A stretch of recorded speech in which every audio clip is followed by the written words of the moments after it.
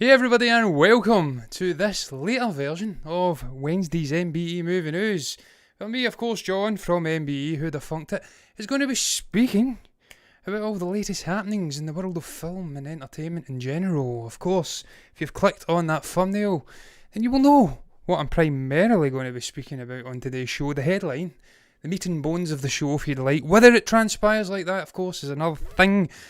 But I'll get right into it. John Boyega is continuing this theme, which he has been sort of going down the path to the dark side that he has been following for a number of months after the release of The Rise of Skywalker. Of course, no NDAs, no sort of loyalty to the Disney brand anymore. He is a free man, he can speak his mind. He has been speaking out about his true thoughts on the movies for quite a while now, and this seems to have been the most venomous outburst from the man. He has been speaking about the handling of his character Finn, and just the perceived issues that Disney have had with introducing a black character into Star Wars, this sequel trilogy of Star Wars, and the way they have handled it in general. He's not been very kind, and I'm going to bring up the little graphic there and tell you exactly what the man's been saying. He is says, and I try and find the actual beginning of the quote, "It's difficult to manoeuvre.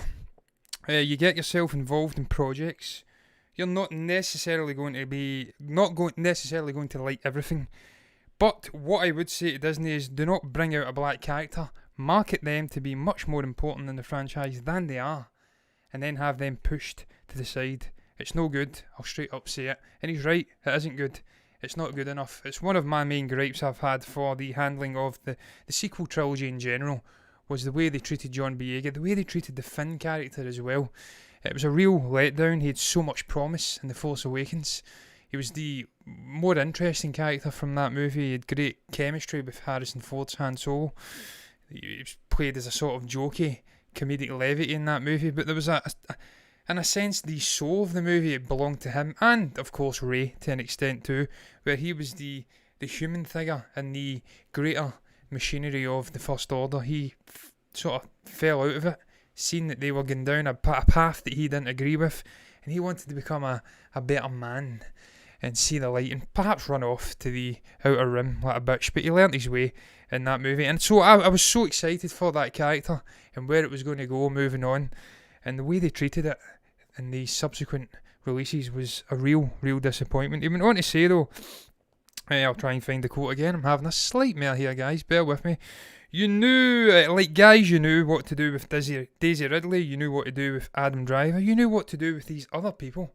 But when it came to Kelly Marie Tran, when it came to John Boyega, you knew F all. So what do you want me to say? What they want you to say is, I enjoyed being a part of it.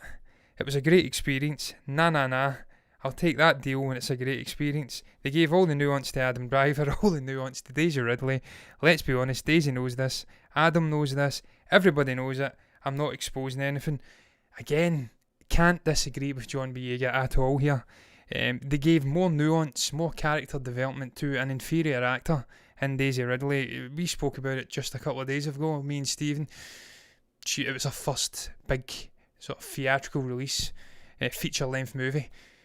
And she was cutting her teeth as an actress in this trilogy, if you like, to varying degrees of success. We've seen it in The Last Jedi, some very wooden line delivery. We've seen it in the first movie with J.J. Abrams, chastising her, try to get a better performance out of her initially, and that the production of that movie shocked her. She was really upset.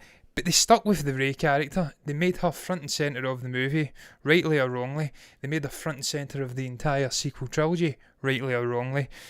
Some would say wrongly because she wasn't a great actor, as I says, and I maintain that. She's still learning to be a good actor right now. John Boyega was already established. He was in Attack the Block. He's been in great movies since the Star Wars thing. He was a really talented young guy. He's charismatic, he's funny, he's got presence. And he dropped the ball with this character. Now, I can understand Adam Driver getting a more nuanced part. He's the sort of big bad of the trilogy. He's Kylo Ren.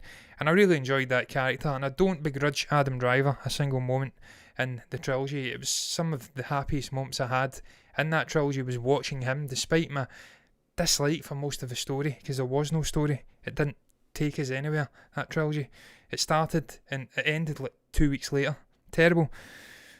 But John Boyega, man, I can't, and even Kelly Marie Tran too. I can't disagree with that. All the shit that actor got from the fan base and stuff, all the toxicity, if I can say that word right, and I never can, that she got via social media, having to come off it and whatnot, it wasn't her fault. She's a decent actress, and the character was supplanted into the story, and it had a forced romance with Finn.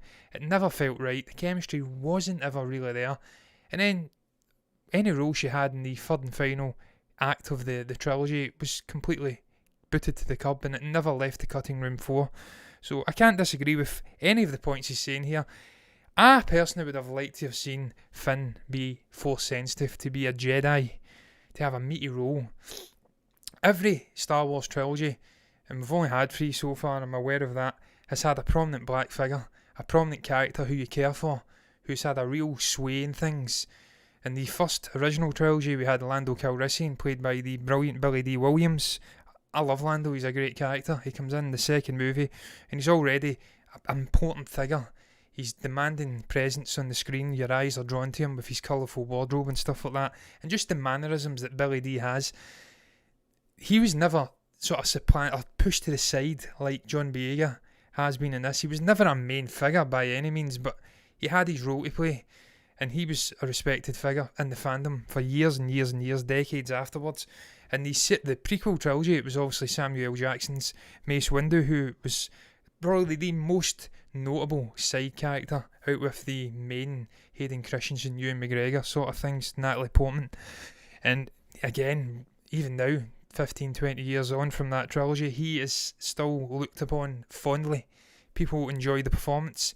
He was a badass, he had the purple lightsaber, he was a really cool guy. He had his role to play. Finn, I don't know what they've done with the character. It really, still to this day, it hurts me that The Last Jedi didn't have that great sacrificial moment for the Finn character. I thought that would have been poetic for him to defect from the First Order, be terrified of this organisation, that so much so he wanted to live a life of secrecy in the Outer Rim, and for him to then go full circle and take them head on his own, to sacrifice himself for the greater good of the new resistance and these new friends, that was such a poetic moment. And again, it just forced the relationship with the Kelly Marie Tran Rose Tico character. It was terrible. They carried him over to the third movie and he was completely useless. He was like Han Solo in the original trilogy, totally and utterly useless. He was like sort of, what would you call it, set dressing of a character.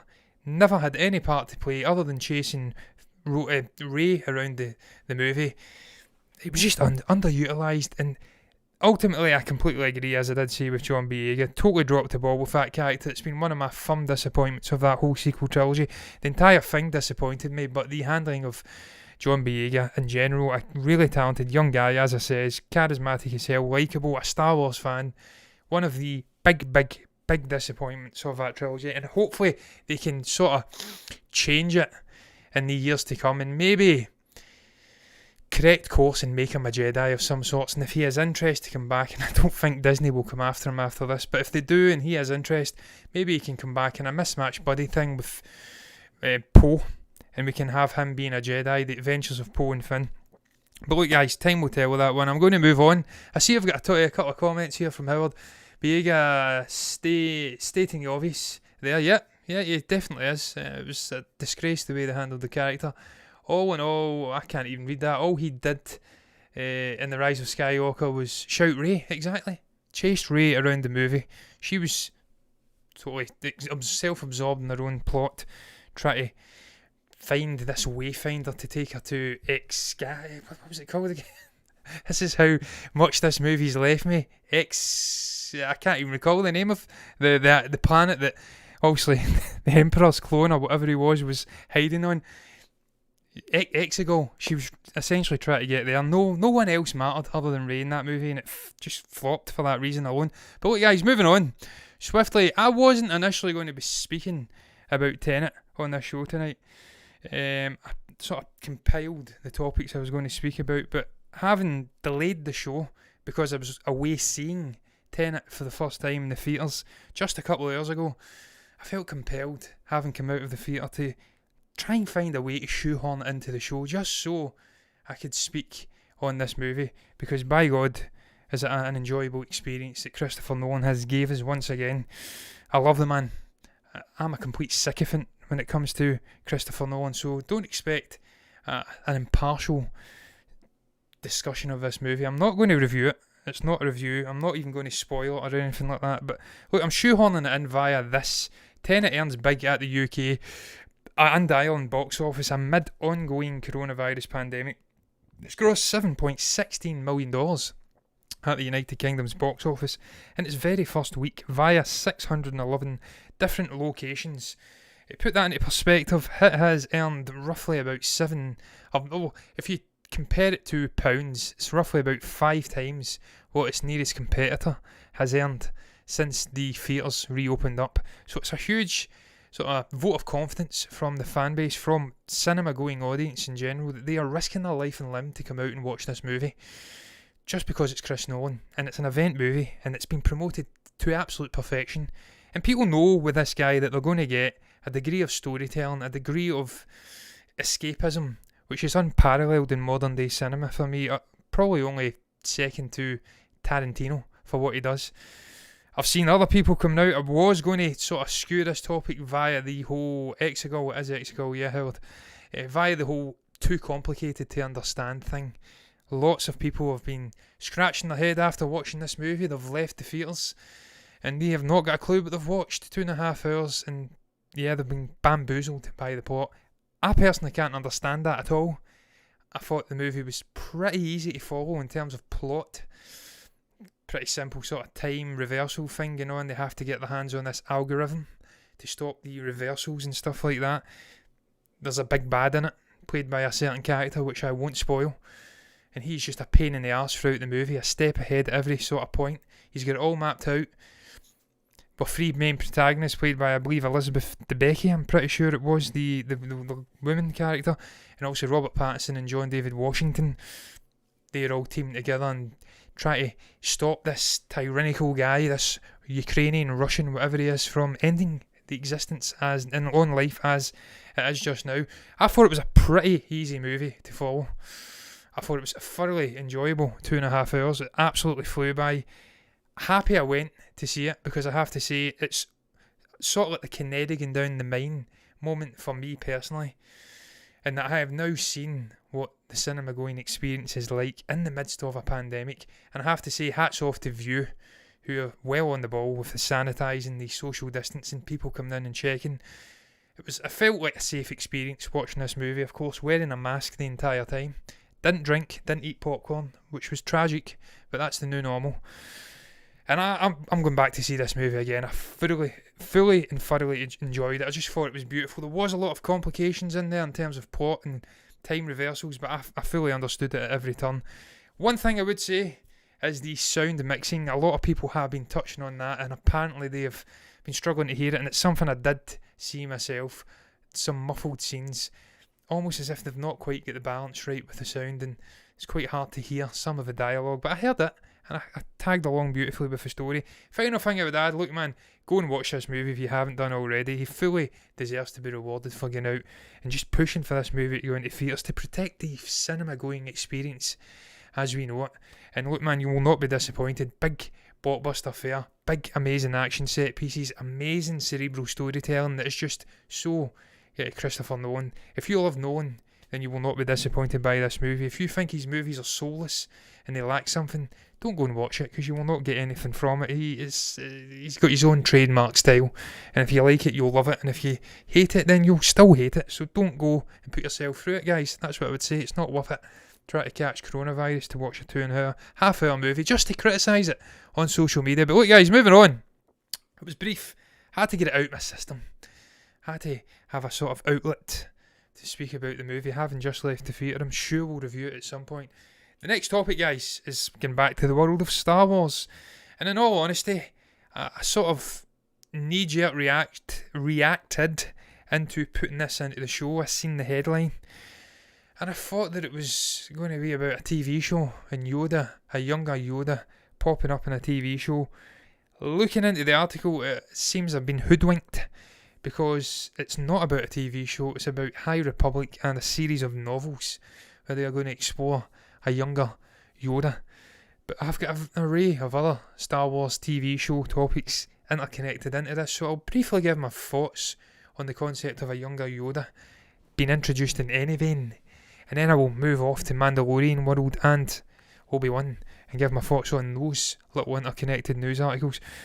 They've basically been coming out, they're championing this High Republic thing where it's a new era of Star Wars, and I think this will bleed into the cinematic universe. I think it will bleed into spin-off Disney Plus Star Wars TV shows. It's inevitable, really, that they have to go off to a new era and start storytelling on their own. My iPad's about to skate down off a protein cup here, that's not good.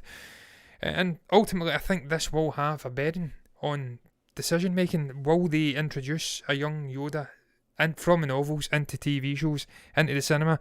I sincerely hope we don't. I think it's a terrible idea. Again, we're making the universe smaller. The galaxy is shrinking instead of expanding. We keep getting back to these pre-established characters from the original trilogy, instead of blowing things out like a Marvel or a DC would have done 50 years ago. They just keep wanting to get back again and again and again.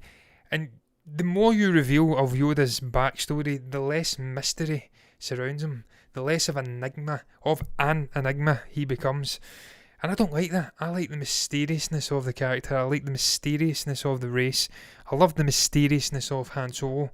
And I don't want to see them exploring this little green guy's backstory. Not in depth. Not even in the High Republic. But look, I'm sure once it pops out, I'll read the book or something like that. And if it comes onto a TV show, I'm absolutely certain I'll watch it. Such is my nature, being a sucker for Star Wars content. New, good or bad, I will watch it. I've seen all of the sequel trilogy, for Lord's sake. But guys, they're saying it. Look, there's a couple of quotes in here. Well, he's already a respected member of the Jedi Council at this point. We meet Yoda in IDW's The High Republic Adventures series, doing what he loves best, looking out for the young folks. Sounds strange, a bit Jimmy Savile that, but maybe my mind's going somewhere it shouldn't. In this case, a group of Padawans travelling around the galaxy to learn the ways of the Jedi with a hands-on approach. The Force Study Abroad programme, basically. Yeah, that's what it is. I don't want to see it, really. But if they're going to force it upon us, then I suppose I'll end up watching it. But look, guys, I'm moving on swiftly to a little interconnected topic. As I did say, this one's all about the Mandalorian. We have a release date revealed, confirmed if you'd like, for the Mandalorian. Please forgive the horrendous setup that is the Empire Online website. It is utterly ghastly. This website, dog shit. And I mean dog shit. Look at the size of that image. Just disgracefully bad.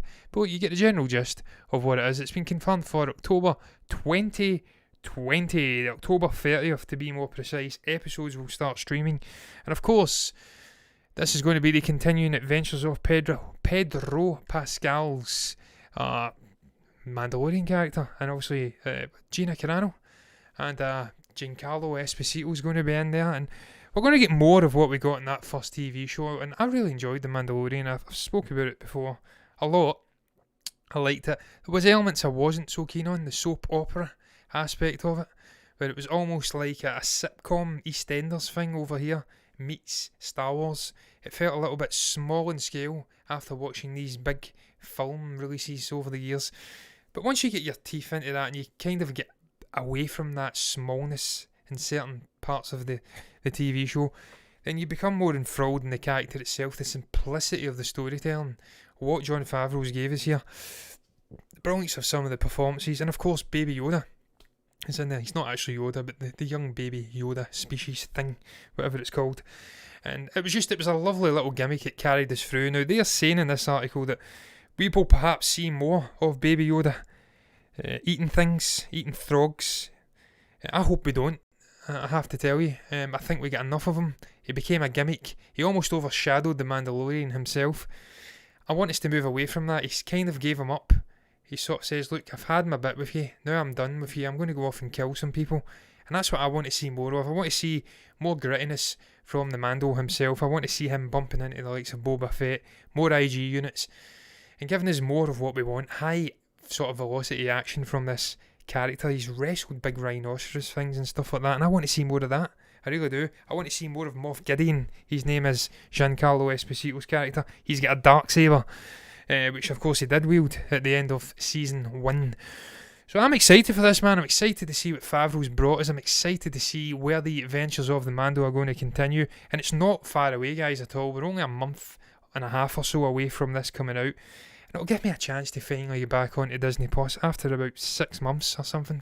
Not that long. Maybe 4 months of not watching anything on it. So really excited for that. But I'm going to quickly jump into this next one. Sadly, it's all coming under this one banner of Star Wars series will feature younger Yoda. And I'm well done with that. I do apologise. I got lazy and didn't want to do multiple graphics. But look, this is all about Obi-Wan. And it's a rumour. They are suggesting, I should say, that the upcoming Obi-Wan Kenobi Disney Plus miniseries will partially take place during the Clone Wars. They are suggesting that it may transpire over multiple timelines, that we could see some younger General Kenobi. And look, as much as I'm against the concept of a younger Yoda appearing in a TV show or in a novel, I don't want any of his backstory. As much as that repulses me, this equally excites me. I want to see more of a young Kenobi. I want to see more of a sprightly Ewan McGregor portraying this character. There was a lot of fear over the handling of this Obi-Wan TV show that we would see a decrepit performance of Obi-Wan before his time. Ewan McGregor's a young guy, he's only in his 40s or something, and I was concerned that he would have to sort of portray the Alec Guinness version of the character and be this decrepit hermit hanging around with Tusken Raiders and whatnot, sitting in his little homestead doing nothing really. Lord knows what he was getting up to. We daren't go there. But sadly, or not sadly I should say, thankfully, that seems not to be the case. It seems like they are toying with the concept of giving us young Clone Wars era Obi-Wan Kenobi, and it does, as they do say, open the door for Hayden Christensen to come back and portray Anakin Skywalker before he became the hideous Darth Vader, or Darth as Ben would like to call him. And that sort of reunion for these two actors, I'd love to see that, man. I have to tell you, I would love to see it. I don't know why I've got this graphic still up, because there's nothing really happening in that article. It's essentially just a theoretical subject that they're pushing out there. There's no real meat and bones on it, but I hope it's correct. I want to see these guys coming back together. I want to see more of that era explored out with of the realms of the Dave Filoni animated TV show. I just want to see more of Ewan McGregor playing Obi-Wan Kenobi, and I want it as soon as humanly possible. This may very well be, guys, why they decided to scrap the original treatments for this TV show. Maybe they were going down the route of just showing the older version of Obi-Wan, who's been battered and beaten down by the dual sons of Tatooine. He's in a dark place, and as much as that would have been a good psychological sort of drama to play out, looking at what shaped this guy from what we've seen in the prequel trilogy at the end to what he becomes in the original trilogy, that would have been an interesting concept too. But as much as that excites me, and that would be nice, equally, if they have changed it to incorporate more of this younger version, and we're dabbling with different timelines, then that makes for a really good TV show. We have got some more comments from the bold Howard in here. The Mandalorian, yeah, but it's set after the Return of the Jedi, after Yoda died. Yeah, it's a baby Yoda. No one really knows the species name, sadly, so they just call it Yoda. But it's not Yoda, and it's not Yaddle. I don't know what it is. We never get its name. Possibly an appearance by Luke's. My eyesight's failing. I'm 31 years old and I feel like I'm 90. I'm struggling mightily to read these. The timeline doesn't make sense. It would be between episode 2 and 3. Yeah. I think if we were exploring a younger Yoda, then of course it would be back in the High Republic era, maybe 600-700 years ago. Not ago, from now, from the original trilogy, of course. The final comment from Howard that I'm reading at the moment, not intended to be time period as we Obi-Wan after the Clone Wars. Well, why go back? I don't know. I'd like to see it though, I have to say. I'd just like to see it for Hayden Christensen popping back up as Anakin. He got done wrong. He should have been in The Rise of Skywalker. Even as a sort of Force ghost at the end, in that final shot, he should have been standing side by side with his children, if you like, at the Lars homestead. That should have been something that happened, but it didn't. So I want that right to be wrong, that wrong to be righted. I'm having a mare tonight, guys. Can you tell? I've been up a while. and I'm still buzzing after seeing Tenet. I'm tripping over my words left, right and centre.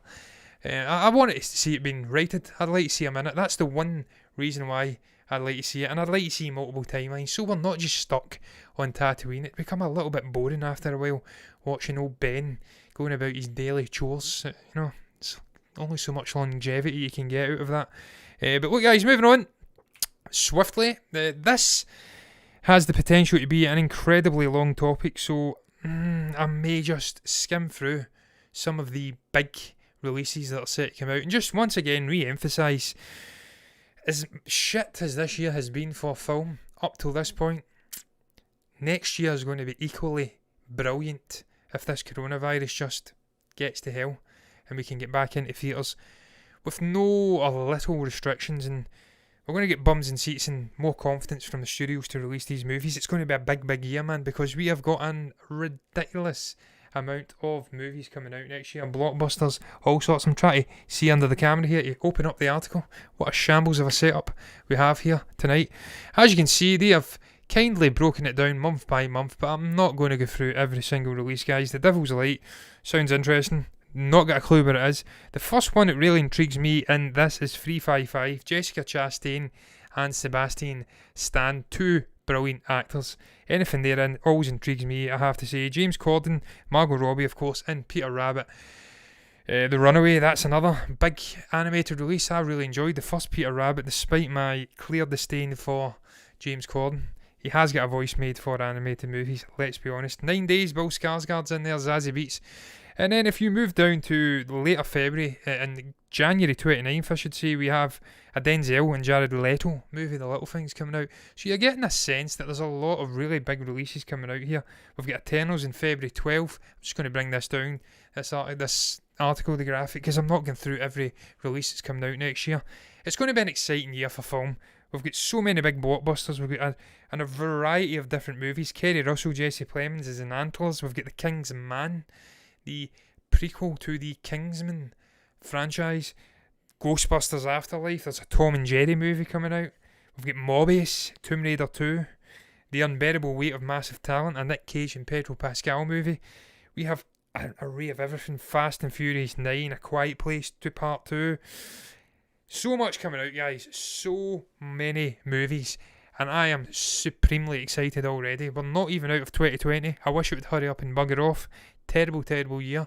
We've lost some really great people, and there's not been a lot of positive things happening in general.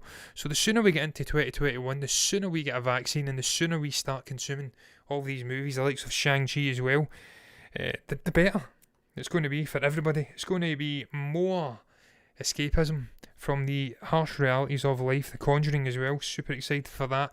And just, it's going to be great for me and Stephen to speak about all these movies, react to all these trailers, and get back to the way it was before this pandemic, when we took it all for granted and we had everything in the palm of our hands, and we now realise that we were very lucky. We didn't realise what we had, and we want it back. But look, guys, I'm not getting into any more releases from 2021. I'd be here all night. I'm going to move on to the final article, which incidentally I'm furiously trying to find in my emails just now because I've lost it.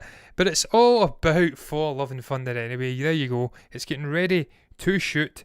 And obviously this came from the news that some of the cast and crew are already popping up in, I believe, and I don't know where the hell it is because I've lost my article. Bear with me here. I'm going to try my best to open this up. But I'm toiling badly. In Australia, guys, they have arrived in Australia to start shooting this movie. They were spotted at an Australian airport earlier this week. Not very clear there. Being a little bit cagey for no specific reason. An Australian airport. Not telling us which city. There you go. They've now told me later down in the article, Sydney. They've been spotted in Sydney.